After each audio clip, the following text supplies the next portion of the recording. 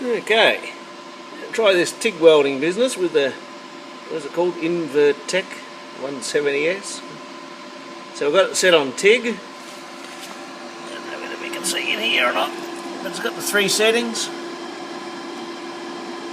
The 2 for the stick, 1 for big flat fillets for penetration, don't we all need that, and TIG on the bottom.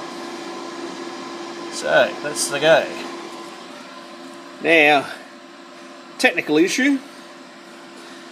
The lead for the TIG torch that I've had for years that came with the welder, it doesn't fit in the welder, so we've got the we've got a clamp on the electrode holder on the lead there plugged into the welder. Got it plugged into the ground, which is apparently the right way to have it, and the other one, well, it's grounded. So got the gas hooked up. We'll see how we go. What could possibly happen? Bloody heaps, I guess. First I found I couldn't form a bubble. Even when I put some filler rod in, all I got was big lumps everywhere. Now I cranked the amps up more and more, and all of a sudden we got to the stage we were possibly a horrendous looking fillet, but it's there. So that's on 2mm plate. This is how good my practice is going to be. Okay, so we'll do that. We'll get some bits of car body, oh hang on, Mack body that I've chopped off, and sand them back and see if we can join them together. Okay, so after my previous episode I have another crack. That was pretty thick, that was nice and cool now. That's had a bit of current and only burnt holes through it. I cranked up to something or other. So we'll drop this back to 30 amps because I think the problem I had was it just wasn't getting hot enough. So we'll drop back to 30. I'll drill some holes. This is some old bits of Mack here. We'll see how we go. For the record, I had it on 67 on this 2mm plate.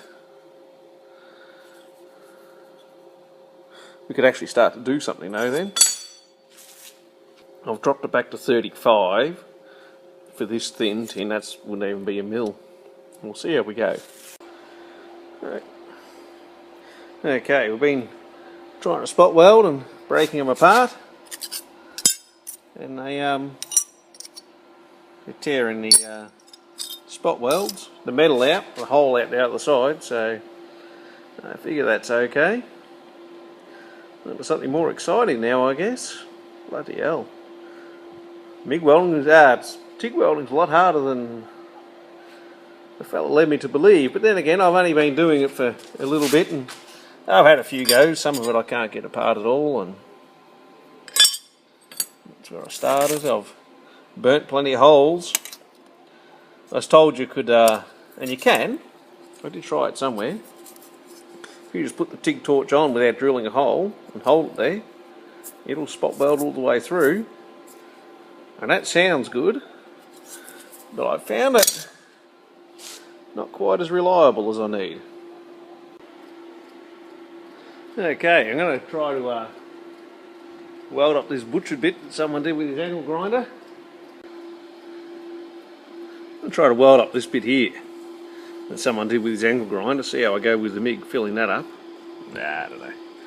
I don't have a lot of faith in me or my MIGging ability. Not MIGging, TIGging. TIG Divino. Okay, I've been doing some patching, cut out the big rust hole, made a patch for it. It's cold gold on the inside. I cleaned out as much of the rust and stuff that I could inside here, cut the rust out, patched all this. I learnt, oh mate, what a disaster the old TIG torch is. I've done 6 inches, I've only got, 20 feet left to weld. That took me 2 hours. But it's getting better. That TIG torch, it's not at all what I expected it to be.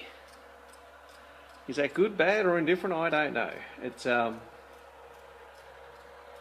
assumed wrongly that the tungsten tip sticking out was like an electrode that touched the metal that you were trying to weld, and you fed the filler rod in to fill it up, but from what I've worked out through a lot of trial and error, is you actually pull it off a fair way once you've got the arc struck, and it arcs across, and argon on that, it's like a little oxy going, like a little oxy set, an electric oxy set going, which, if I'm honest,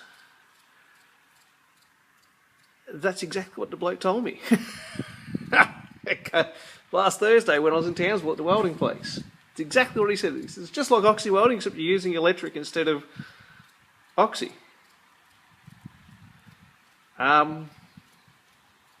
Guess what? He's right. What a dick. That's me I'm talking about, not him. Okay. I've ground this out, coal gelled it, and then just taken any paint off here. I do realise most of the coal gel, or a big portion might burn off, will burn off when I weld it, but every little bit's got to help. And also on the patch, I've coal gelled the inside of it. Now, we'll just simply weld that delightful piece of quality in there.